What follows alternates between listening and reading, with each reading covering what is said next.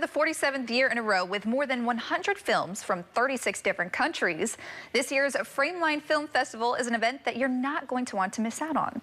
Joining me now to discuss this year's activities and what to expect is senior programmer Peter Stein. Peter, thanks so much for joining us. Thank you for having me, Olivia. It's so exciting to launch Pride Month right here with you and talk about, you know, the longest running and the largest LGBTQ plus film festival in the world, which happens right here in the Bay Area. Which happens right here in the Bay Area. And I'm glad you said that, too. It's awesome that we are able to kick off Pride Month here on Live in the Bay. And, you know, again, shout out to our graphics team. We're celebrating Pride, too, with our live. Very sweet. So let's get into Frameline. Yeah. It's in its 47th year. 47 years, which sounds like, oh, it's, you know, it started literally with a group of people who never saw themselves represented on screen, hanging out literally somebody's bed sheet up on a wall in a community center on Page Street in San Francisco and showing Super 8 movies in 1977. And from that grew now, as you say, we have 80 to 90,000 attendees every year.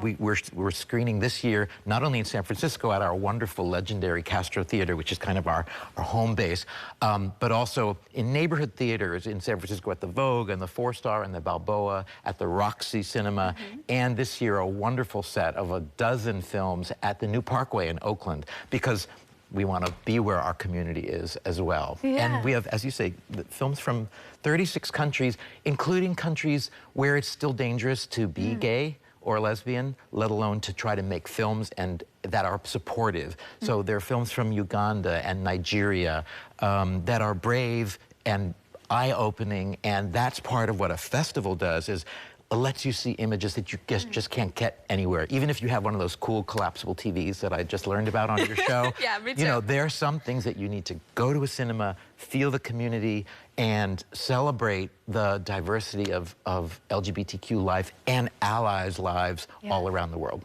That's a beautiful way to put it, Peter, really. And I agree. Sometimes you have to go to the theater, feel that experience, and be able to just mingle with, you know, everybody in your community and have that support. Meet your community and discover shared history. In fact, one of the films that I'm so excited about is such a local story. It's our opening night film. The festival starts on June 14th, which is barely 2 weeks from now. And so we're opening a film that played at Sundance this year to great acclaim. It's called Fairyland, and it's based on a memoir written by Alicia Abbott, which is a well-received book, and it adapts her memoir into a film. She came here as an 8-year-old girl in the 1970s with her newly gay dad, who basically raised her. He wasn't always the best dad, but she tells her story with this wide-eyed innocence as well as confusion, like, what world am I in? So it's a portrait of the San Francisco LGBT scene in its heyday in the 70s and 80s, and it's executive produced by Sofia Coppola, who will be joining us at the festival. And it's one of those films that you just want to see in a San Francisco community at the Castro Theater with the Frameline audience. We're excited about that. It's called Fairyland. It's a really, really sweet film. That's so wonderful, too, that it's happening on opening night. And you also mentioned Oakland just a little bit earlier. You're expanding more into Oakland this year, correct? We have a full slate. I think it's a dozen screenings in Oakland at the New Parkway, including a special opening night film called Corroborro, which is a very funny comedy. We have a centerpiece film. Actually, that Corroborro is our centerpiece film there. We have another film called Chestnut that's opening there. And so we want people to sort of meet their community, experience. There's documentaries, there's dramas, there's shorts. We're trying to kind of have a celebratory feel, even when the subject matter is serious. The idea of seeing it in a community is really what festivals are all about. And, you know, we still feel like we're coming out of this kind of pandemic world where it's like, is it okay to go to the movies? And Frameline is saying, doubling down, no matter where you are, there are films for you. And, in fact, if you are missing some films and you want to see them at home, we do have a streaming encore. About half the films will be available in the week after the festival ends at the end of June to stream. But we really want people to come to the cinemas. So come, make sure you come. But if you did miss anything, there's going to be a way for people to catch up, which is so on your collapsible screen. Well, you and I won't be having those collapsible screens. We're not quite there yet.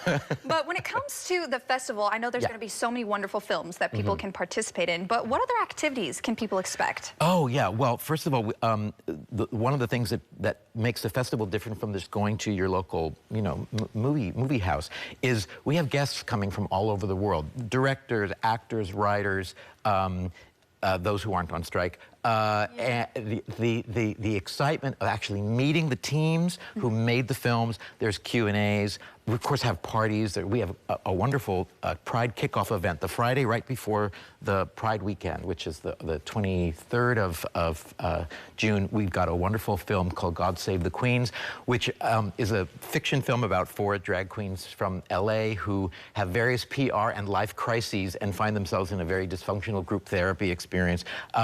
The great drag queen star Alaska will be here, and she'll be performing afterwards at a party at Oasis, a kind of Pride kickoff party. So there's ways to have fun. There's ways to sort of see the positivity of LGBTQ life, which right now even drag queens and our trans brothers and sisters are under attack around in our own country, and to see positive and thoughtful and authentic stories, even if they're meant to make you laugh.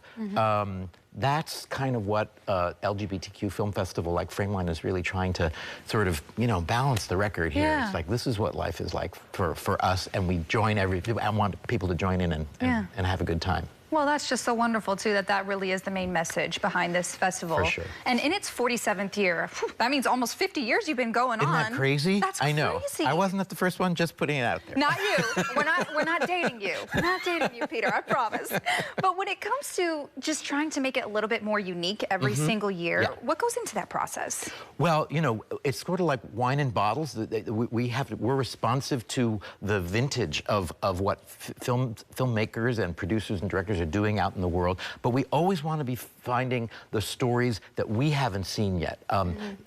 Sometimes we think that, oh, we've seen every possible, you know, coming-of-age story, and then suddenly somebody will make one, like we've got this beautiful film, Aristotle and Dante Discover the Secrets of the Universe, which was a beloved young adult novel about these two Mexican-American kids in South Texas coming of age in the 80s. And it's just such a lovely new way of telling their story that's adapted from this novel.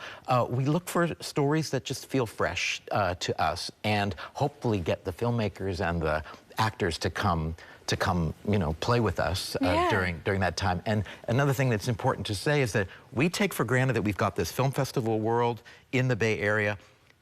Frameline is beloved around the world because they see us as kind of leading the way toward making an inclusive LGBTQ cinema culture. And so we've got people from literally all over, from Hong Kong to Sweden to Nigeria, who are coming to this festival. Wow. So come meet them. And, come on, everybody. Support their work. That's wonderful. Well, Peter, thank you so much for joining us here today on Live in the Bay to discuss Frameline. We are so appreciative. We're thrilled that we're doing this, and thank you for having me here. Of course. Happy Pride Month. Thank you. Happy Pride. To learn more about Frameline 47, we'll have links on our website at liveinthebay.tv. After the break,